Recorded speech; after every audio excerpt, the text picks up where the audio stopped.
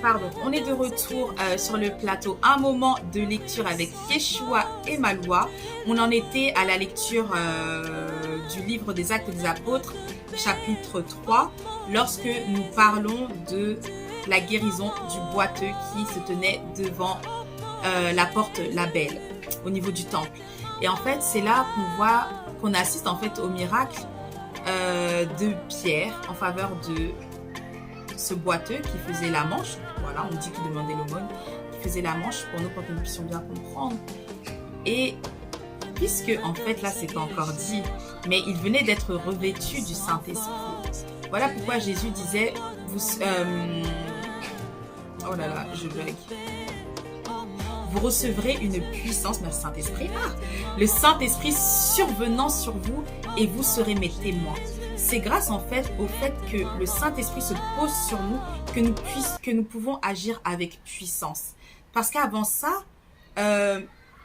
comment dire, on ne pouvait pas faire de miracles, de prodiges, de choses comme ça. Mais à partir du moment où on reçoit le Saint-Esprit, alors là, effectivement, on peut agir dans la puissance. Il y a, quand on donne notre vie à Christ, le Saint-Esprit vient habiter en nous.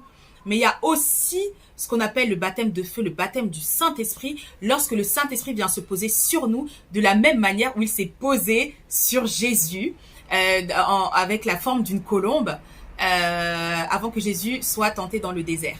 Et en fait, c'est exactement ça. Ce que Jésus a fait, nous pouvons le faire. Et ce qu'il a vécu, nous le vivrons aussi. Donc, voilà ce qu'on a lu. Donc, ça nous montre que oui, les miracles et les prodiges, ça existe, mais que nous devons aussi savoir qui nous servons. Parce que rien ne se fait sans Dieu. Rien ne se fait sans la puissance du Saint-Esprit. Tout simplement. Donc, là, maintenant, on est dans la deuxième partie. Et bien, dans ces cas-là, on va directement attaquer le livre numéro 3. J'espère que on a pu comprendre aussi ce qu'on vient de lire. Et je vous invite vraiment à continuer à lire la parole de Dieu parce que, encore une fois par semaine, quelques minutes, ce n'est pas suffisant. Voilà. Donc là maintenant, on en est au jour 31 et on va lire. Alors, ce que je vais lire, c'est dans le livre de Genèse, chapitre 18, versets 17 à 33. Donc là, on est toujours dans l'histoire d'Abraham. Et encore une fois, lire ce livre nous permet en fait de traverser les histoires de la Bible assez rapidement, clairement. Donc, 10 hommes seulement.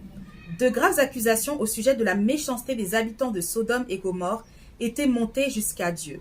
Les 3 hommes qui visitaient Abraham étaient aussi venus dans le but de vérifier la chose. Si c'était vrai, Dieu punirait les 2 villes et les détruirait. Abraham savait que Dieu était juste et prêt à pardonner. Il pria Dieu et demanda, « Vas-tu détruire ces villes alors que peut-être 50 personnes justes et bonnes y vivent ?» « Non, répondit Dieu. Et s'il en manque 5 pour atteindre 50, je ne détruirai pas la ville. » Alors, comme d'habitude, je vous montre un petit peu, voilà. Là, on en est à cette partie-là quand on voit Abraham. Tac. Je vais l'avancer. Hop. Pour que vous puissiez voir aussi ce que je lis.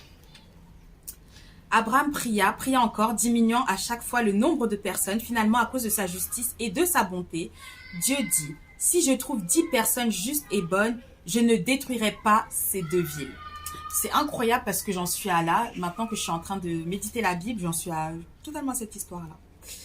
Sodome et Gomorrhe, Genèse chapitre 19, versets 1 à 13. Et là, on en est au jour 32.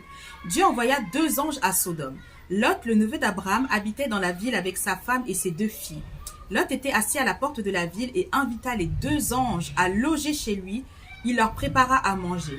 Mais quand les habitants de la ville apprirent que Lot hébergeait 2 étrangers, ils frappèrent à sa porte criant « Fais-les sortir, jusqu'à ce que Lot ouvre. » Courageusement, Lot se plaça face aux habitants déchaînés, voulant protéger ses hôtes ou ses invités et essayant de les raisonner. En vain. Alors les 2 anges tirèrent Lot en arrière et refermèrent la porte. L'avertissement des anges. Genèse 19, versets 14 à 15. Lot était un homme bon et juste.